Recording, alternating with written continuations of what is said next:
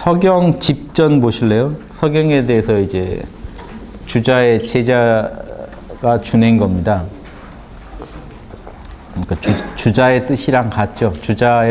주자가 사서 다 집주를 냈는데 이 서경은 주자의 제자가 냈거든요. 서경 집전을 보시면 빛은 도덕의 빛이다. 도덕지 광화. 요 말이 재밌죠. 도덕에서 나오는 광명한 빛을 말한다. 요게 예전에 다 알았단 말이에요. 천자가 뿜어내는 빛은 도덕에서 나오는 빛이다. 써있죠. 그래서 천자는 여러 백성과 본성에 있어서 동일할 뿐이니, 여러 백성과 본성에 있어서 동일하니, 본성은 하나이니, 여러 백성이 환극이 펼친 말을 가르침으로 삼고 실천하면, 즉 천자한테서 나오는 그 말은 뭐겠습니까? 양심의 소리죠. 본성의 소리잖아요. 본성이 다 똑같기 때문에, 양심이 똑같기 때문에 양심의 화신인 천자가 하는 말만 잘 듣고 따르면 가히 천자의 도덕의 빛에 가까워질 거다. 자기도 영성지능이 높아져서 천자처럼 성인에 가까운 존재가 될 것이다. 군자가 될 것이다. 이 얘기입니다. 다 써있죠. 재밌습니다. 그래서 조선시대에 대해서 우리가 불만도 많지만 이런 거 재밌게 봤던 문명이라는 건 인정해 줘야 됩니다. 우리도 이런 거 재밌게 볼 수 있는 정도의 문명을 좀 만들어 보자. 그러면서 조선보다 훨씬 더 민주적인 사회 만들어 보자. 이렇게 꿈을 꾸면 좋지 않을까요? 자, 또 보시면서 노자 볼게요. 천하왕이라는 말이 나와서 제가 보여드리려고 추렸습니다. 이 때문에 성인이 이르기를 나라의 수치를 감당할 수 있는 자를 사직의 주인이라고 부르고 나라의 재앙을 감당할 수 있는 자를 천하의 왕이라고 부른다고 했다. 그 뒤에 요거 한자는 괜히 붙였네. 그 뒤에 밑에 한자가 마지막 구절이 번역은 안 되는데 그거는 바른 말은 꼭 반대 같다. 거짓말 같다 이런 거죠. 올바른 말은 꼭 이 올바른 말이 아닌 것처럼 들린다. 요 말이 이상하게 들릴 거다 이거죠. 나라의 수치를 감당한다는 거. 나라 잘 될 때 리더하는 거 누가 못합니까? 나라가 수치당하고 나라가 재앙을 당했을 때 그걸 감당할 수 있는 사람이 진짜 리더다 하는 겁니다. 거기서 양심으로 빠져나올 수 있는 사람이 진짜 리더다 하는 얘기를 노자가 하고 있는 거고요. 밑에 보시면 노자가 그러므로 도가 크고 하늘도 크며 땅도 크고 왕도 크다.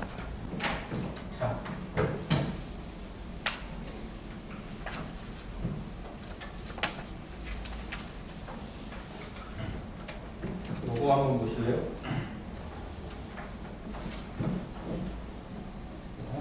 공부 선생님이 가르쳐 주셔가지고 학당에서 활용하는 게 하늘, 땅 다 어디서 나왔습니까? 도의 태극자리. 태극에서 하늘이 생기고 동그란 네모난 로고스는 땅을 만들고 이 로고스를 그리는 거예요. 이 로고스대로 땅이 만들어지니까 동서남북이 땅에는 있고 입체로 나오지만 동그란 게 하늘이 우주가 동그란 데서 나오니까 유형의 물질이 아니고요. 어디가 동서남북 헤아리기가 힘들죠. 물질들이 있어야 지금 이게 동서남북 헤아리지. 동서남북 헤아리는 물질들이 있어요.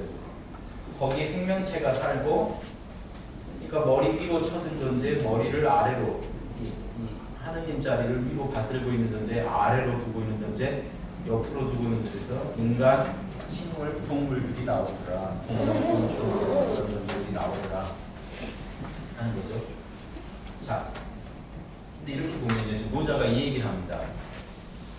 그러면 여기 사는 사람은 누굴 본받아야 됩니까? 맨 먼저 자기가 사는 땅을 본받아야 돼요. 땅은 뭘 본받아요? 하늘을 본받아요. 하늘은 뭘 본받아요? 자기를 낳은 도자예요. 도는 뭘 본받아요? 도법자예요. 도는 원래 스스로 그러한 것을 본받는다. 자기 생긴 대로 산다는 거예요. 도는 자기 원래 내재된 프로그램대로 돌아갑니다. 그래서 도의 내재된 프로그램은 자연 그러는 거예요. 도는 자연을 본받을 겁니다. 스스로 그러한 걸 본받을 겁니다. 결국 이미지대로 오행대로 돌아가겠죠. 그래서 오행이 자연입니다. 오행이 자연이고 이미지가 자연이에요.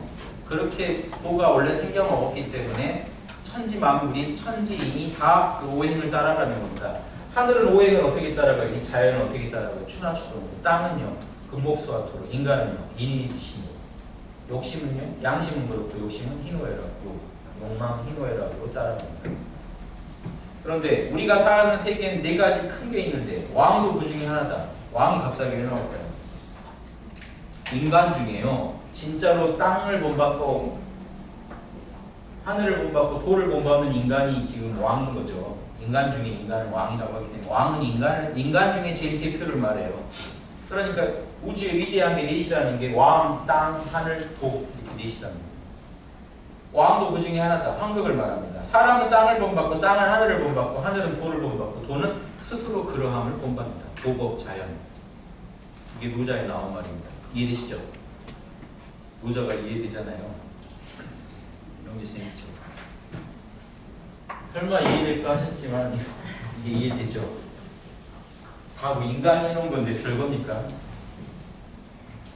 가만히 생각해보면 몰라 괜찮아로 가만히 마음을 비우고 자명하게 생각을 해보면 다 알 수 있는 거예요. 인간이 알 소리를 했지 모를 소리를 하지 않아요. 성인들이 나 잘났어 니네는 이거 모를 거예요 하고 쓰지 않습니다. 너희도 이렇게 생각해보면 알 수 있을 텐데 하고서는 그렇죠. 그렇게 한번 가까이 보시고 갑자기 괴가 나왔는데 뭘 할까요 말까요? 요거 하나만 그려볼게요. 팔개가 이게 후천팔개입니다. 후천팔개는 불이 위에 있고요. 불이 아래에 있어요. 가운데 황극이 있고요. 후천팔개는 황극이 중요합니다. 황극은 무조건 오행에서 핵심인 토가 맡아야 돼요. 감수 외교는 수잖아요. 리화 불은 여기 불개니까 불이 있고 수가 아래에 있고 여기 당연히 목개가 와야죠. 오행대로 됩니다.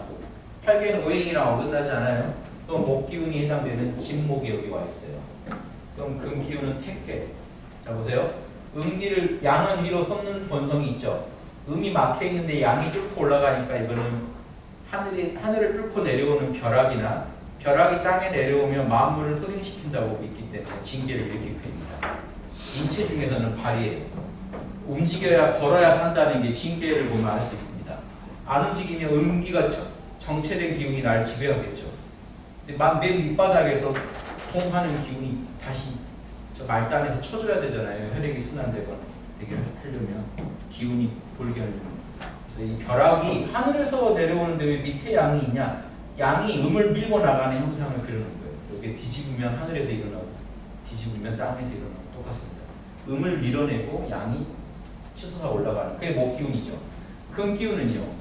이 하늘을 위해서 음기가 양기를 뻗어나가는 강한 양기를 음기가 위해서 누르기 시작했잖아요. 서늘해지기 시작했던 것이 그게 가을기운, 금기운. 물기운은요. 땅을 양 하나가 속에 양이 있어서 땅인데 땅이 한 덩어리로 움직이는 땅이니까 물은 움직이는 땅이니까 양한 땅이죠. 불은요. 하늘은 원래 건개는요. 하늘은요. 조금 더 쪼개진 게 없죠. 그러니까 하늘은 그냥 기운으로 쌓여 있어야 되는데 갑자기 허공에서 하늘에서 뭔가 분리된 게 하나가 동그란 게 분리돼서 불을 내고 있죠. 여기 태양은 이렇게 그립니다. 하늘에 뭔가 떠 있는 음기운이에요. 탈 게 있으니까 저 탈 거 아니냐 이거죠. 음기가 있으니까 빛을 내죠. 원래 양기만 있으면 그냥 무형의 기운이 뻗어나가기만 해요. 뭉쳐서 저렇게 있는 거는 음기운이다. 그래서 하늘 날아가는 새도 리께로 그립니다. 하늘에 음기운이 물질이 하늘에 날아가고 있잖아요. 비행기나 새는 다 리께죠. 자, 이렇게 보세요. 불, 물. 그럼 여기에 이제 간개가 들어오고 간간신 손개, 리, 건개. 자, 이게 어떻게 이제 이게 중요하고 이거는 뭐냐? 리께는 여기 있는 음을 그리는 겁니다. 원래 건본이 선천팔계에서는 순수한 음, 순수한 양이 주인인데 후천으로 오면 순수한 음과 양은 의미가 없거든요. 지금 이 괴마다 쓰이고 있는 양과 음이 다 건곤이에요. 건곤은 후천의 변화 안에 스며들어 있습니다. 그러니까 이 건개는 밑개 안에 들어있는 이 음기운을 상징하고요. 이 건개는 이 물이 생명의 물이 되게 만드는 그 양의 힘을 상징하고 옆에 있는 겁니다. 밑개는 이 결국 순수한 하늘이 불로 작용하게 만드는 그 음기운. 하늘에서 작용하는 음기를 그리는 거, 땅에서 작용하는 양기를 그리는 거. 천지가 지금 물과 불 안에는 이미 천지의 그 음양이 숨어 있다는 거예요. 숨어 있으면서 이놈들이 이제 서로 오행 작용을 일으키잖아요. 건고는 뒤로 빠져주는 거예요. 그래서 순수한 음과 양은 결국 이 안에 있는 이거 하나가 순양이고 순음이죠. 건곤의 안에 이 건곤은 음양의 변화 안에 들어가 있는데 결국 물과 물이 흡천해서 주인이고 건곤은 뒤로 빠져준다는 의미도 있습니다. 또 다른 의미도 부여할 수 있는데 일단 이렇게 이해하시는 게 편하고 이 양 하나가 여기는 간께는 산이죠. 양이 하늘을 뚫고 올라갔잖아요. 이게 지금 하늘까지 올라간 거잖아요. 음기를 끌고 가서 더 이상 갈 데는 없죠. 그래서 이게 그친다는 뜻이 있어요. 간께는. 왜냐 산이 그쳐 있죠. 더 막 자라진 않죠. 뭐죠? 지각이 막 밀고 하면 모르겠지만 밀려서 올라갈지 모르지만 산은 흙이 정지되어 있는 상태죠. 그래서 양이 위로 치고 올라가는 걸 상징합니다. 자, 이거는 토예요. 그거는 금기운을 여전히 이거는 또 단단한 흠결이 없는 한 덩어리니까 쇠를 상징하기도 합니다. 그래서 이건 둘 다 금기운을 여기다 놔두고 여기는 토기운이에요. 건토죠. 땅은 토고요. 땅의 입자들이고 요거는 선도 목입니다. 목을 여기다 뒀어요. 같은. 이게 하늘인데 원래 하늘인데 하늘이 밑이 쪼개져 있어요. 그럼 하늘이 밑이 쪼개져서 하늘은 분리가 안 돼야 되는데 창문으로 분리돼서 들어오는 거는 바람이죠. 바람은 쪼개져 있기 때문에 하늘이 땅을 만나면서 일어나는 음적인 변화를 이미 이제 일으킨 거기 때문에 하늘 중에 그런 음적인 변화를 일으킨 하늘을 바람으로 부릅니다. 근데 이게 또 뿌리는 하나고 위로 발산하고 있는 나무를 닮았단 말이에요. 밑에는 음기가 있고 위로 더 많이 자라죠. 그래서 선은 목으로도 봅니다. 바람과 목 같이 보고요. 그래서 보세요. 그러면 수생목, 목생화, 화생토, 토생금 하면 딱 맞아요. 오행 삼생이. 요 토가 괜히 끼어있죠. 삼생도로 말하면 수생목, 목생화, 화생토, 토생금 이렇게 딱 맞게 돼 있잖아요. 그래서 8개는 상생도만 그려져 있는 게 아니에요. 상극도 그려져 있어요. 토국수. 토가 물은 그냥 흘러버리거든요. 땅이라야 물을 머금어 줍니다. 땅이라야 나무를 목국토. 땅이 있어야 나무가 땅을 뚫고 올라가요. 땅이 중간에 껴줘야만 이 변화가 일어나기 때문에 상극과 상생이 같이 어우러져 있는 겁니다. 되게 중요한 부분이 있기 때문에 이 간토가 있고 결국 가운데 중심자리 황극은 토여야 되는데 토는 곤토랑 간토인데 요건 양이 있기 때문에 양토죠. 요놈이 간토가 리더입니다. 8개 중에 리더는 간토라고. 그래서 자꾸 간방이 우리나라가 간방이다 보니까 여기서 후천 개벽이 이루어지고 개벽의 리더가 나오고 이런 식 주장이 나오는군요. 간토가 그 주재하는 자리이기 때문에 간토가 황극자예요. 8개 중에 황극은 간토입니다. 8방의 제후로 치면 8방의 제후 중에 하나인데 이 간토가 천자 역할까지 해주는 거예요. 그래서 이 간토의 작용이 되게 중요해요. 그래서 이 간토의 작용이 한 사이클이 보세요. 한 사이클이 여기서 끝나죠. 한 사이클이 끝나는 거를 이루어준다고 해서 성종. 그리고 새로운 사이클이 시작하죠. 그래서 성시. 그래서 주역에 보면 간방은 성시 성종의 자리예요. 그래서 간방이 황극자리다. 간방 황극이 결국은 보세요. 이 감수는 지혜죠. 지혜지자. 옥은 인이죠. 이건 실천이에요. 요거는 판단이에요. 자, 정보는 한 사이클이 돌아서 남긴 마지막 정보가 감수입니다. 생명수 안에 여기에 모든 정보가 있어요. 전에 한번 살았던 정보가 다 있어요. 그 정보 자체는 수예요. 그 정보를 가지고 실제 땅에다 싹을 틔우는 거는 곰이에요. 목이에요. 그럼 요 간방의 역할은 뭐냐면요. 토의 역할은 정보를 취합해서 새로운 사이클을 시작시켜야 돼요. 그러니까 전 사이클을 완성시키고 새로운 사이클을 시작시키는 그 지점이 간방이에요. 동극방이에요. 그러면 여기는 수는 뭐냐? 그럼 여기 리니지라는 건 씨앗이죠. 여기는 땅에 싹이 올라오는 겁니다. 그럼 간방 의미하는 뭐냐?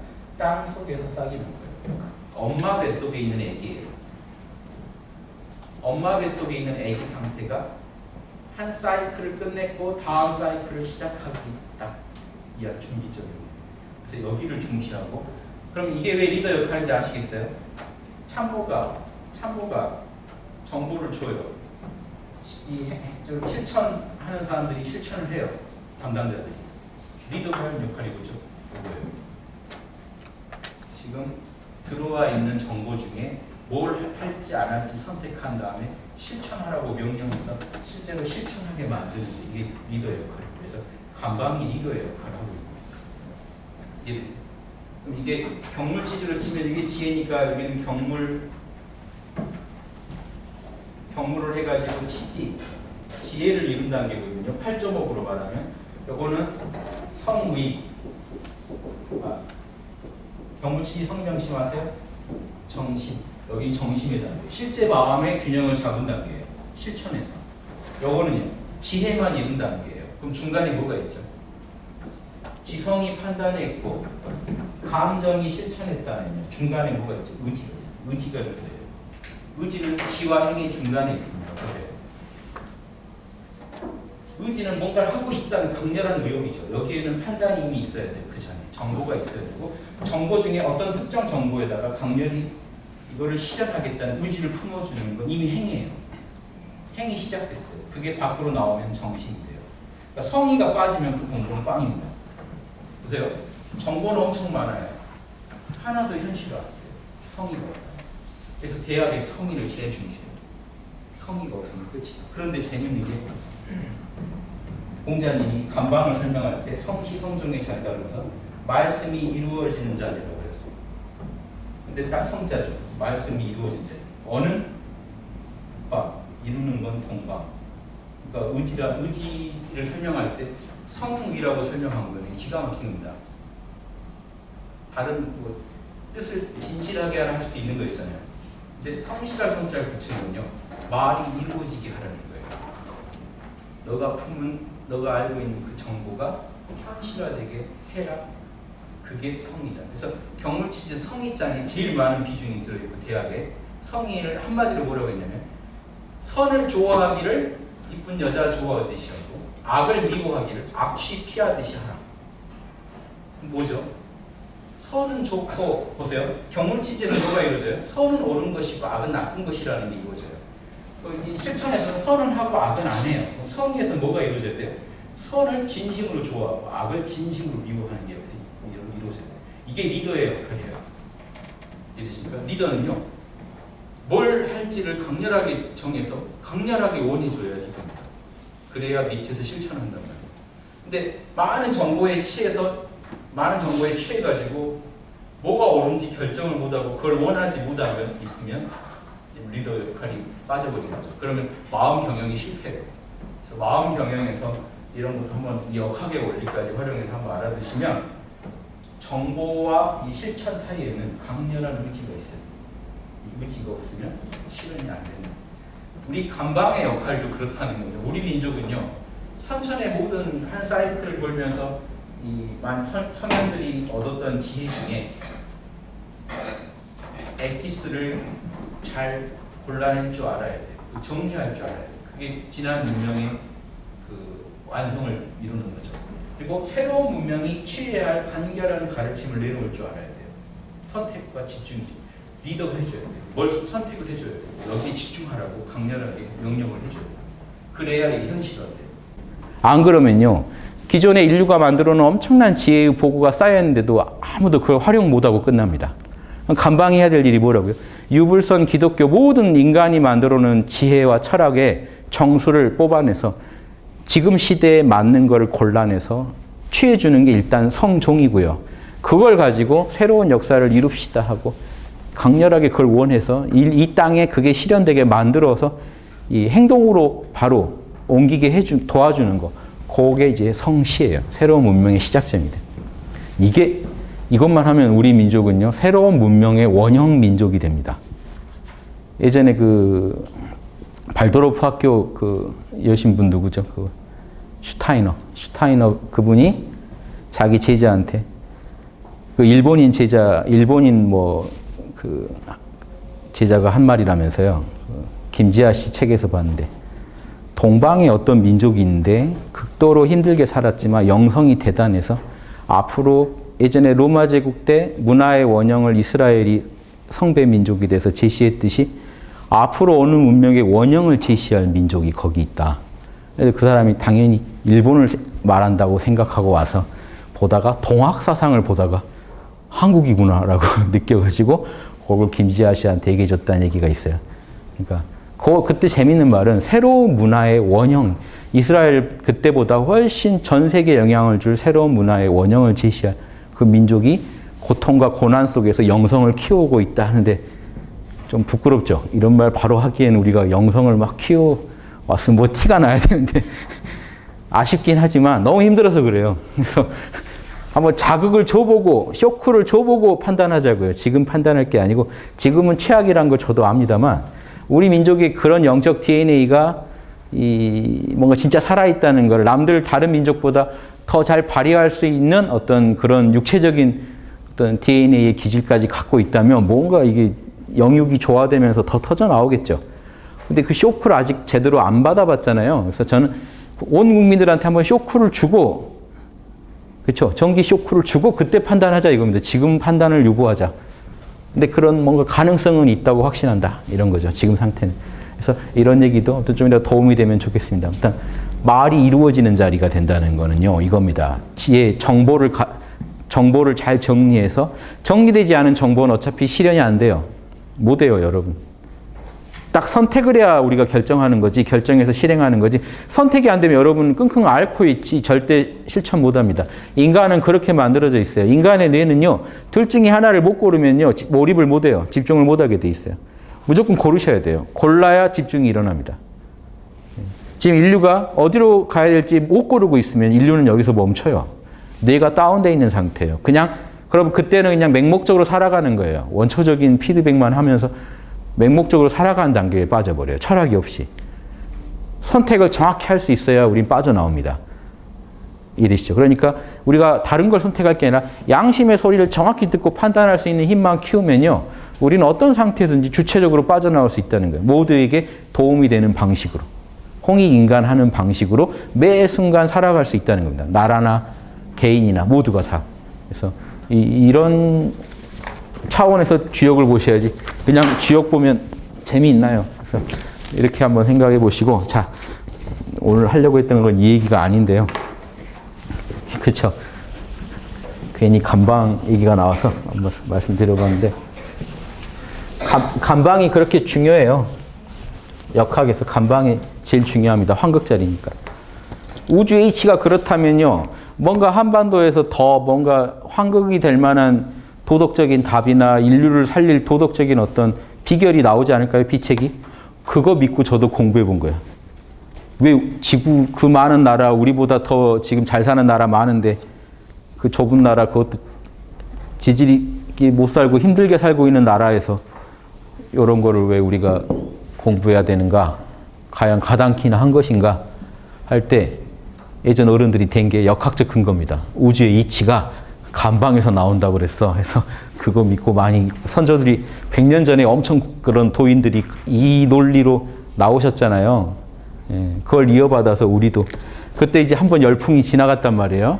결국 그분들 지나가고 나서 그분들이 해놓은 가르침이 또 그 착취자의 논리가 돼서 또 그걸로 사람들 많이 착취하고 했죠. 사이비 종교 만들고 유사 종교 만들고 해서 많이 괴롭혔는데, 그래서 지금 우리나라에서 뭐 온다는 거 자체도 듣기 싫다는 분도 많으실 거예요. 그래도 제가 희망을 버리지 마시라고 하는 건 양심이 뭔지만 알면 된다는 겁니다. 양심이 뭔지 아는 그 나라에서 앞으로 전 세계의 도덕을 제시하죠. 전 세계 보편적인 도덕을 제시할 나라가 우리나라가 되면 좋겠다 하는 거죠. 자, 그건 그거고, 보세요. 이거예요. 숫자로도 보시면 일육수 어디죠? 예, 이칠화, 사구금, 예, 삼팔목. 여기 어떻게 됩니까? 오한극. 이게 마방진이라고 하는 이거죠. 예. 이게 낙서거든요. 지금 홍범구주가 낙서예요, 원래. 낙수에서 받은 글이에요, 위임금이. 그 글을 기자의 입으로 좀 부연돼서 설명된 게 홍범구주예요. 그래서 이 낙서의 원리대로 9가지 범주를 가지고 정치를 잘 알려면 이 9가지 범주를 잘 알아야 됩니다 하고 가운데 오한극을 5번째 얘기한 이유는 여기가 환극자리이기 때문에 그래요. 오한극. 여기는 무조건 환극입니다. 리더자리. 그래서 이런 괴를 가지고도 보셔야 되고 숫자로도 보셔야 돼요. 그래서 오한극자리에서 9가지 범주로 정치를 잘 합시다 하는 내용이기 때문에 예전 어른들은 이렇게 이런 원리를 알고 설명을 했단 말이에요. 그래서 이 우리의 생명줄이 되는 물, 생명수가 제일 근본이잖아요. 그래서 첫 번째, 제일 먼저 이 홍범구주에서는 오행을 얘기했다는 겁니다. 오행. 우주 돌아가는 진리는 오행으로 돌아가니까 오행 얘기를 최초로 한 책이에요. 중국에서 서경에서 오행 얘기를 했단 말이에요. 그래서 이 오행 얘기의 의미를 되게 엄청나게 부여하니까 지금 정치의 첫 번째 그 정치자란 첫 번째 범주로 오행을 알아라 하고 얘기한 겁니다. 오행을 잘 알아야 된다. 오행을 알아야 땅을 지배하고 사람의 마음을 지배하고 하늘을 관측할 수가 있으니까요. 천문도 오행으로 관측합니다. 다 오행으로 우린 연구하기 때문에. 동쪽에 밤에 저녁에 주로 뜨는 별자리를 동방칠수. 예, 그 봄에 이제 동방칠수. 이렇게 해서 동방칠수, 서방칠수, 남방칠수, 북방칠수에서 28수로 이 하늘을 피자 조각처럼 내놓고 우주를 관찰했단 말이에요. 그것도 결국 동서남북이 동방 청룡, 서방 뭐죠? 백호, 남방 주작, 북방 현무로 우주를 봤다고요. 그러니까 다 오행으로 관측한 겁니다. 가운데는 자미궁, 토에 해당되는. 그래서 오행을 먼저 알아라. 이게 생명줄이다. 이게 생명수죠. 우리의 생명수다. 오행을 먼저 알아라. 그 다음에 오사, 두 번째로. 그러면 인간은 오행에 맞춰서 뭘 해야 되냐? 오사가 뭐였죠? 오행으로 풀어본 인간의 삶은 뭐죠? 목기운으로, 눈이 목기운이죠. 눈으로 보고, 입으로, 이 혀가 불을 상징하죠. 입으로 말하고. 네. 귀는 금기운입니다. 귀로 만물을 듣고. 수기운, 인간의 모습, 모양. 토기운은 생각. 이게 오사예요. 환극이 해야 될, 경영해야 할 5가지. 깨어서 양신대로 생각을 잘 경영하고 보는 것, 말하는 것, 듣는 것, 그리고 행동거지를 모두 딱 오행에 맞춰서 양심적으로 할 것. 이게 환극이 해야 될 일입니다. 그래서 공자가 논어에서 뭐라고 했죠? 안자한테 인을 하고 싶다니까 뭐 하라고 그랬죠? 극기복례를 해라. 극기복례는 어떻게 하는 겁니까? 얘가 아니면 보지 말고 듣지 말고 말하지 말고 행동하지 말아라. 근데 얘가 아니면 뭐로 판단해요? 생각으로. 그러니까 생각해봐서 얘가 아니면 양심이 안 맞으면 보지 말고 듣지 말고 말하지 말고 행동하지 말고. 요게 황제가 갖춰야 할, 황극이 갖춰야 할 5가지 그 일입니다. 그러니까 두 번째로 하늘의 천지는 이렇게 돌아간다 했으면 인간은 이렇게 살아라는 얘기를 했다 이겁니다. 오사를 두 번째, 이건 땅이죠. 예.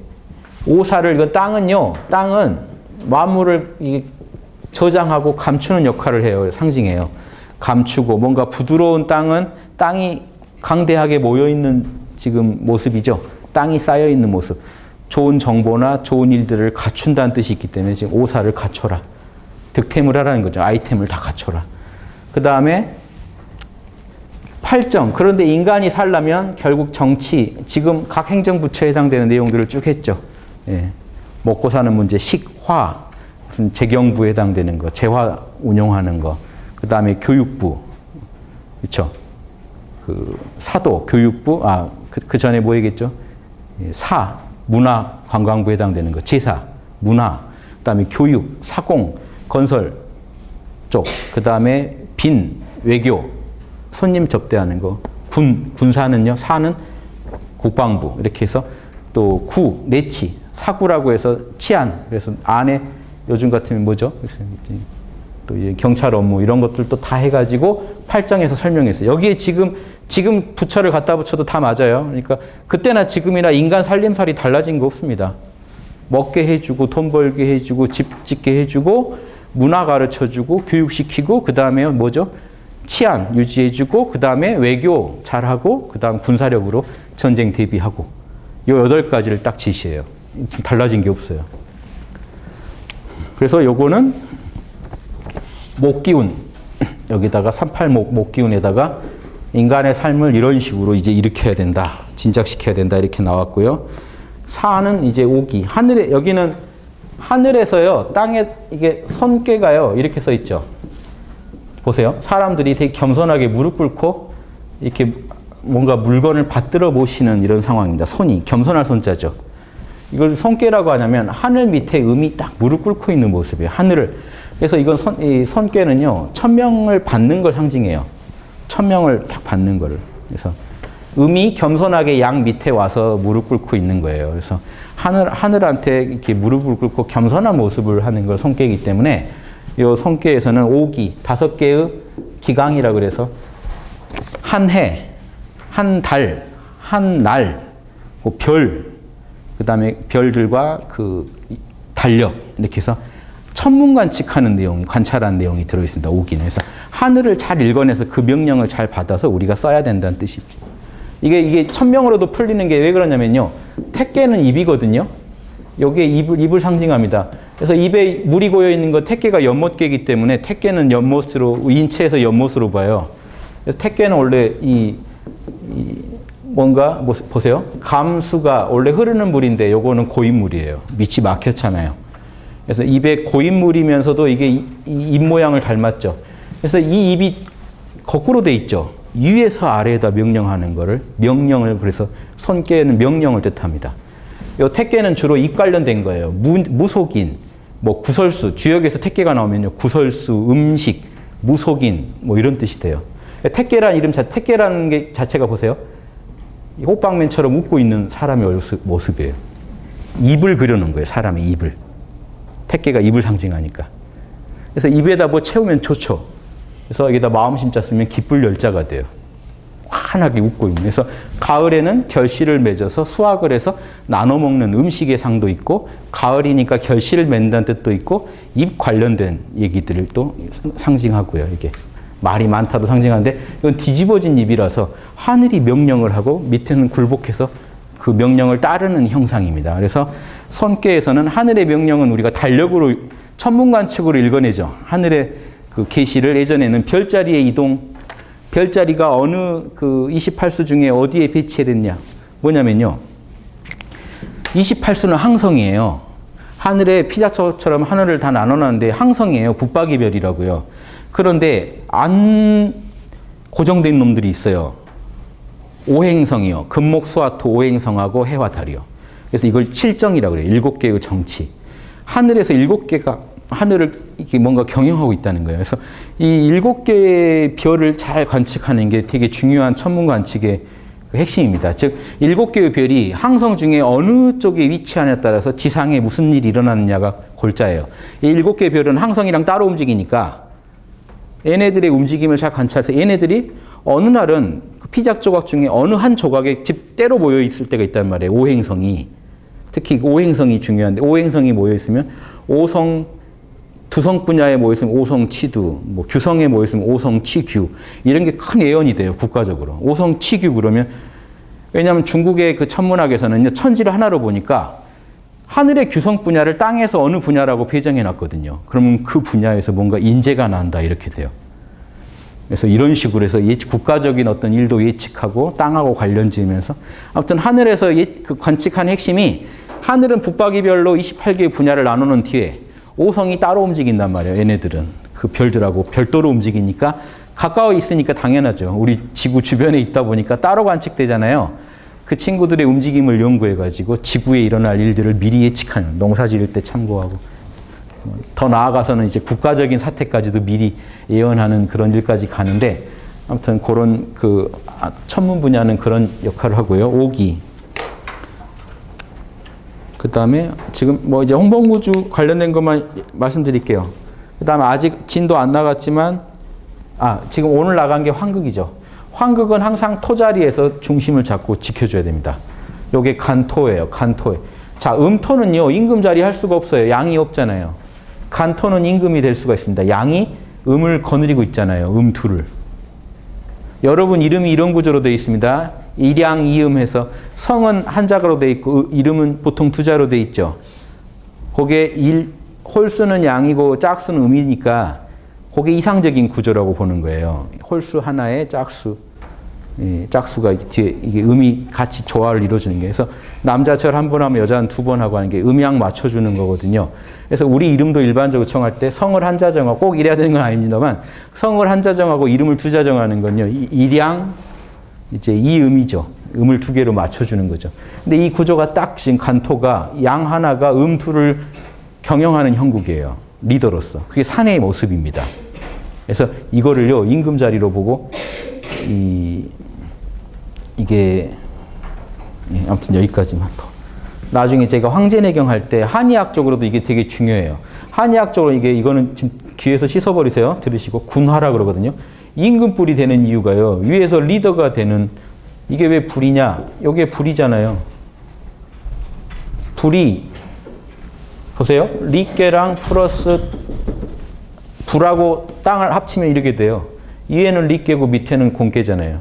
그럼 땅이 불탔다는 거예요. 땅이 불처럼 치솟아 있는 게 산이에요. 여기까지 분석에 들어가면요. 이게 임금불이라는 게 말이 되죠. 임금 저 높은 데서 경영하고 있는 불이에요. 그래서 신화불은 이렇게 이게 진께가 신화불이 돼요. 리께인데 위에가 터져서 위에가 음이고 밑에서 작용을 하고 있잖아요. 밑에서 미미하지만 밑에서 작용하니까 이거는 신화가 재상상자 써서 상화가 되죠. 재상불이 돼요. 재상불. 이건 잊어버리세요. 아무튼 이 간께라는 게 되게 중요한 역할을 하는 그 자리다 하는 그것만 아시면 된다. 임금자리다. 예, 그래서 환극이 간방이 환극이다. 자부심을 좀 가지시고. 그래서 이게 산이에요. 이거 피라미드건 뭐건 다 산 모양을 만드는 게 이게 환극이라면 환극을 상징한단 말이에요. 임금은 이렇게 우뚝한 존재, 인간 중에 꼭대기에 이른 존재여야 된다는 로고스를 다들 갖고 있기 때문에 이 뭔가 리더를 뽑아놓으면요, 되게 이제 우러러보고 따르려고 한단 말이에요, 사람들이. 그런데 문제는 그 깜이 아닌 리더를 뽑아놓으면 이게 따르려고 할 때 문제가 생겨요. 내 양심이 거부해 버린단 말이에요. 충돌이 나죠. 그럼 올바른 리더십이 발휘되지 못합니다. 그래서 리더십은요, 무조건 양심적이어야 돼요. 동양은 그걸 깨달았어요. 그래서 군자라고 하는 리더는 무조건 양심의 달인이라고 우리는 읽잖아요. 리더라고 써놓고 양심의 달인이라고 읽는단 말이에요. 군자란 말은 그냥 양심, 임금할 수 있는 사람 이런 뜻인데 왜 우리는 그 사람을 도덕군자라고 해서 도덕적인 존재로 읽냔 말이죠. 동양에서는 리더는 무조건 환극이고 무조건 양심적이어야 되기 때문에. 백성이 리더를 따르는 데 있어서 양심에 있어서 어떤 불만이 생기게 되면 리더십이 발휘되지 않는다고 본 거예요. 이거 이해되시죠? 동네 반장만 해도요, 도덕적이지 않은 모습을 보이면 그 구성원은 이제 심각한 고민을 해야 됩니다. 난 어떻게 해야 되는지에 대해서. 재밌죠? 학교의 반장이 도덕적으로 하자 있는 일을 해버리고 하자 있는 명령을 내리면 꼬맹이들도 고민하게 돼요. 이걸 해야 되나 말을. 이건 아니지 않은가. 이런 고민에 빠지게 되는 리더십이라는 게 온전히 힘을 발휘할 수가 없죠. 그래서 동양은 무조건 리더십 그러면 그건 양심학이에요. 양심 경영. 이게 딱 연결돼 있어요. 리더십 하면 무조건 양심 리더십입니다. 다른 리더십이라는 거 인정 안 해요. 때려서 끌고 가는 것도 리더십 비슷하게 흉내는 내지만 마음이 신복되어 있는 게 아니기 때문에 제대로 된 리더십이 아니거든요. 리더십 비슷한 거죠. 흉내를 내고 있는 거죠. 돈으로 매수해서 리더십 흉내를 내고. 그러니까 여러분 다들 지금 보면요. 진짜 리더가 없어요. 리더 흉내를 내는 사람들이 많죠. 리더처럼, 즉 사방에서 우러러 보는 것처럼 만드는 거예요. 자기를.